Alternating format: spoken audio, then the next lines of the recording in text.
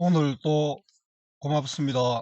저는 교실 떠난 국어교사 박전현입니다. 김시습의 유명한 소설 금오신화에 나오는 이생규장전입니다. 남자로서 좀 부끄러운데요. 조선의 적극적인 여자와 소극적인 남자의 생사를 뛰어넘은 애달픈 사랑 이야기입니다. 근데 이게 모두 다 여자의 적극적인 행동으로서 이루어진다는 겁니다. 도움되는 국어 자료 만들어 보겠습니다. 구독, 공감 해주시면 고맙겠습니다. 자, 길잡이입니다. 적극적인 여자와 소극적인 남자의 사랑 이야기. 죽음을 초월한 남녀의 애절한 사랑. 김시섭, 이생규장전 해설. 금오 신화에 실린 이 작품은 담장 넘어 있는 여인을 사랑한 이생의 아픈 사랑 이야기로, 그 제목이 뭡니까? 이생이 규 엿본다는 뜻이고요. 장은 담장이죠. 담장 안을 엿본 이야기다. 사랑 이야기로 유교적 이념도 나타나지만 유교적 간섭에서 벗어난 자유연애 사상이 반영된 것으로 볼 수 있습니다. 옛날에 제가 고등학교 다니고 대학 다닐 때는 이런 이야기 안 했는데 요즘 또 이렇게 해석을 하더라고요. 왜냐하면 여자가 굉장히 적극적이잖아요. 그 부모의 반대도 뿌리치고 결혼하고 이랬습니다. 이생과 최씨는 부모의 반대와 홍건적의 난으로 죽음을 맞습니다. 그런데 최씨의 적극적인 행동을 통해 생사를 초월한 사랑을 이룹니다. 그러나 남편은 소극적입니다. 이를 통해 남편의 모습을 통해 단종, 최씨죠. 단종은 이 작품의 최씨입니다. 단종을 지키지 못했고 죽지도 못한 김시습을 떠올릴 수 있습니다. 자, 함께 읽으면 좋은 작품 신광한 하생기우전. 산 사람과 죽은 사람의 사랑 이야기고요. 또 김시습 만복사 저 포기도 마찬가지입니다. 이해의 배경입니다. 자, 김시습의 금오신화에 실린 5편의 전기소설.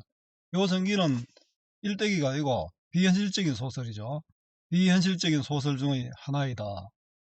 이 작품은 홍건적의 난을 기점으로 전반부와 후반부로 나누어지는데, 전반부는 이생과 최씨의 만남, 이별, 혼인으로 이어지는 현실적인 이야기고요.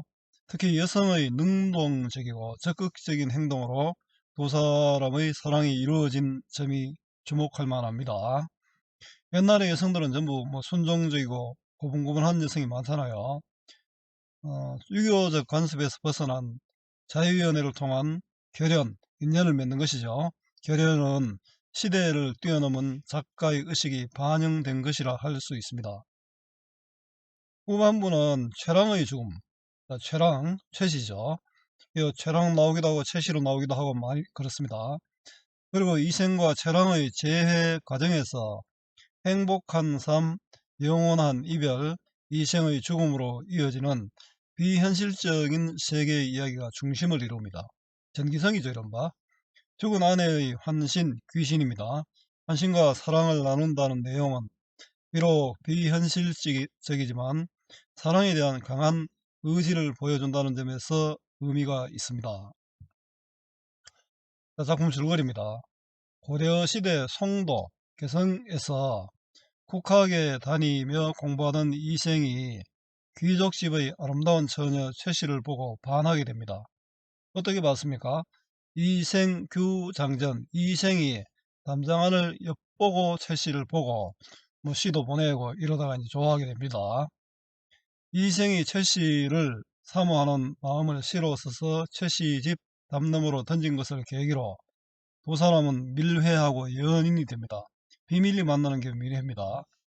하지만 이생의 아버지가 반대하여 두 사람은 이별하게 되고, 최씨는 이생을 그리워한 나머지 당사병에 걸려 죽음의 위기에 이릅니다. 최씨 부모의 간청에 의한 이생 아버지의 허락으로 결국 두 사람은 부부가 되고 이생은 과거에 급제합니다. 갑자기 홍건적의 난이 일어나 이생은 피신하였지만 최씨는 도적의 칼에 죽임을 당합니다. 좀 그렇죠. 남자가 아내는 놔놓고 지 혼자 도망갔으니까요. 난이 끝나고 가족을 잃고 시리에 빠져 홀로 지내던 이생에게 어느 날 최씨의 환신이 나와 찾아와 두 사람은 못다한 인연을 이어갑니다. 3년이 지나 최씨는 저승으로 가야만 하는 운명임을 말하고 이생과 또다시 이별합니다. 이생은 아내의 유언대로 장사를 지내고 홀로 살다가 자신도 병들어 세상을 떠나게 됩니다. 뒷모습은 또 순박한 모습도 있네요. 죄가 많죠? 자, 한눈에 보기입니다. 만남과 이별의 과정 정리. 모두 세 번의 만남과 이별이 있습니다. 첫 번째 만남. 이생이 최씨에게 첫눈에 반해 담 너머로 글호를 전하고 둘은 사랑에 빠졌죠. 첫 번째 이별은 이생 부모의 반대로 이생이 울주로 쫓겨갑니다. 두 번째 만남은 최씨가 병들고 최씨 부모의 노력으로 둘이 부부가 됩니다. 두 번째 이별은 홍건적의 난으로 최씨가 죽습니다. 세 번째 만남은 살아있는 이생과 죽은 최씨가 만나는 겁니다. 영원한 이별, 세 번째 이별이죠. 최씨가 맹부로 돌아가고 이생도 죽게 됩니다. 시련의 원인과 내용입니다. 첫 번째는 이생 집안과 최씨 집안의 문벌 차이로 이생의 아버지가 이생을 추방했습니다. 울주로 보냈죠. 두 번째는 홍건적의 난으로 최씨가 도적에게 죽임을 당합니다. 세 번째는 산 사람과 죽은 사람이 만났으나 최씨가 저승으로 가야 하죠. 자, 인물 정리해 보겠습니다. 이생은 유교적 질서에 순응하여 최씨와의 사랑을 반대하는 부모의 뜻에 따라 지방으로 내려가기도 하지만 삶과 죽음의 경계를 넘어서서 아내를 지고지순하게 사랑하는 진실하고도 소극적인 인물입니다. 이게 문제죠. 부모의 반대를 이기지 못하고 가족을 데리고 산속에 숨고 가족을 버리고 혼자 달아나고, 자, 이거는 아마 김시습이 자신을 우위한 것으로 볼 수 있습니다. 자, 최씨 최랑입니다. 이생과 사랑을 이루기 위해 능동적이고 적극적으로 행동하며 홍건적의 위협 앞에서도 자신의 절개를 지키는 의지적 인물입니다. 부모를 설득하여 결혼하고 이생과 신의를 지키기 위해 죽고 운명을 거스르면서도 이생과 또 재회합니다. 이게 모두 최씨의 적극적인 의지에 의해서 가능했습니다. 자, 작품 속 삽입시의 역할입니다. 고전소설, 특히 이생규장전 등에는 시가 많이 있는데요. 이게 들어가면 당연히 산문에 운문이 들어가기 때문에 단조로움을 탈피하죠. 또 독자의 관심을 불러일으키고 인물의 정서를 효율적으로 드러낼 수 있습니다. 또 작품의 비극적 분위기를 고조시키고 사건 전개 방향도 암시하고 작품의 주제를 집약적으로 드러내기도 합니다. 시, 소설 모든 형식과 내용은 주제를 효과적으로 드러내기 위해서 사용됩니다. 우의적 해석입니다. 비극적인 결말. 보통 고전소설은 행복한 결말이 많잖아요. 결말에 소외된 자의 고독을 형상하고 있는데 작가인 김시습의 파랑만장했던 삶과 관련한 우의적 해석도 가능합니다. 우의적은 빗대어 표현하는 겁니다. 우화는 동식물을 의인화해서 하는 이야기고 우화와 우의는 다릅니다. 이생은 쇠양대군에게 적극적으로 맞서지 못했던 자신의 모습이고, 김시습 그렇잖아요. 홍건적에게 죽은 최씨는 단종이나 사육신을 우의한 것이라고 할 수 있습니다. 음모 신화를 한번 소개해 볼게요. 만복사 저포견인데 이생규 장전은 했으니까 넘어가고요.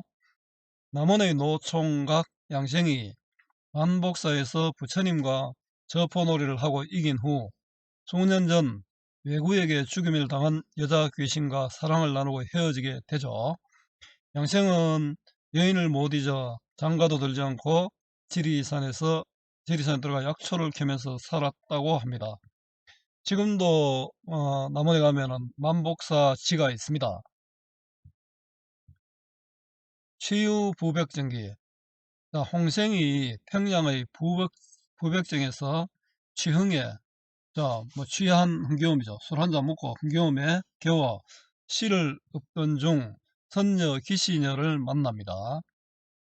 그 취해서 한잔 먹고 부백정에서 어떤 여자와 놀았던 이야기죠. 홍생은 선녀와 시를 주고받으며 하룻밤을 즐겁게 보냅니다. 날이 새자 선녀는 승천하고 홍생은 마음의 병이 들어 죽은 뒤 신선이 되어 하늘로 올라간다는 내용입니다. 남년부 주제. 남년부는 연부주는 그 지옥이라는 뜻입니다. 염주부 지옥에 다녀오는 이야기입니다. 경주의 박생이 유교에 심취하여 불교와 무속, 위신 등을 부인합니다. 그런데 꿈에 남년부주라는 지옥에가 여망을 만나 위신, 왕도, 불도, 왕의 돌이 불교의 길이죠. 등에 대해 문답을 하게 되는데 여망이 그의 박식함에 감동하여 왕위를 물려줍니다. 그 후 박생은 죽어서 남년부주의 왕이 됩니다. 염라대왕이 되었다는 뜻이죠. 영웅부연록은 영궁 자칭에 다녀온 기록입니다. 글재주에 명한 고려시대 개성의 한생이 꿈속에서 영궁에 초대되어 신축 별궁의 상량문을 지어줍니다. 이에 용왕에게 극진한 황대와 많은 선물을 받고 돌아와 한생은 명산에 들어가 자취를 감춥니다. 자, 감상학인데요. 이생규장전 제목만 설명하겠습니다. 이생은 사람 이름이잖아요. 규는 엿본다는 뜻이고 장은 담장이죠. 저는 이야기입니다. 그 이생이 담장안을 엿본 이야기. 앞에서 제가 충분히 여러 가지 내용과 줄거리, 중요한 내용 다 정리했죠. 참고하시고요. 현실에서 이루어질 수 없는 사랑을 비현실 세계에서 이룬다는 그런 내용이고요. 이생규장전 내용 먼저 보겠습니다. 이거 한번 눌러보면 되고요. 자, 본문 좀 길고 하니까 쭉 넘어가겠습니다. 지금 이렇게 넘어가는데요. 제 블로그에는 이 내용 다 정리되어 있고, 또 파일 받으신 분은 파일이 다 되어 있으니까 그 참고하시면 되겠습니다. 좀 길죠? 아직도 남았네요. 원래 수능 특강에 나오는 내용 말고도 이전에 있는 내용도 전부 다 넣어놨으니까 참고해서 보시면 됩니다. 자, 정리하기입니다. 벌써 이게 왔네요. 한문소설이고요. 전기소설. 전기소설은 한 사람의 일대기가 아니고 이상한 이야기, 비현실적인 이야기라는 뜻입니다. 명혼. 명혼은 죽어서 인연을 맺는다는 뜻입니다. 명혼소설이고 죽은 아내와 3년 동안 같이 살았죠. 전기적, 비현실적이라는 뜻이고요. 낭만적, 또 낭만적이고 또 비극적이죠. 자, 주제는 삶과 죽음을 초월한 사랑이고요. 또 삶과 죽음을 초월한 남녀의 애절한 사랑. 같은 말인데 한 번 더 써놨습니다. 죽은 남녀의 아름다운 사랑과 비극적 이별. 이게 고전소설의 일반적 결말과는 많이 다르죠. 김시습의 삶과도 관련이 있을 것 같습니다. 특징입니다. 사랑을 반대하는 부모와 홍건적이라는 세계의 행포에 대한 주인공들의 저항을 그려내면서 인간의 자유로운 삶에 대한 지향을 드러낸다. 자유로운 삶에 대한 지향은 어, 그쪽으로 향한다는 뜻이잖아요. 지향은 반대죠. 그걸 거절하는 거죠. 전지적 작가 시점이고 배경은 고려 공민왕 때 송도입니다. 최초의 한문 소설로 유교, 불교, 도교 사상이 두루두루 나타납니다. 김신습은 5살에 세종대왕 앞에서 시를 짓고 비단을 주었는데 네 어디 가져갈래 하니까 허리에 둘둘 말아가 끌고 갔다는 이야기가 있죠. 남녀 간의 애정을 바탕으로 제자 가인, 제자는 뛰어난 남자고요. 가인은 아름다운 여자죠. 가인이 등장하는 진보적 애정관, 그 자유연애, 부모의 반대도 물리치고 결혼했잖아요. 반복적 서사고죠. 3번의 만남과 이별이 이루어집니다. 그래서 반복되죠. 시간의 흐름에 따른 전개가 됩니다. 고전소설의 우연적, 전기적 구성이 드러나지만 비극적 결말을 보여주는 것은 좀 특이하다. 비현실적, 환상적, 신비적 요소가 드러납니다. 대화 행동을 통해서 인물의 성격, 사건을 알 수 있고요. 시를 삽입하여 단조로움을 탈피하고 사건을 요약하고 인물의 심리를 효과적으로 전달하여 주제를 잘 드러냅니다. 자, 수고 많았습니다. 제가 살아있는 한 좋은 자료로 보답하겠습니다. 네이버 구글 다음 어디서나 검색은 박전현입니다.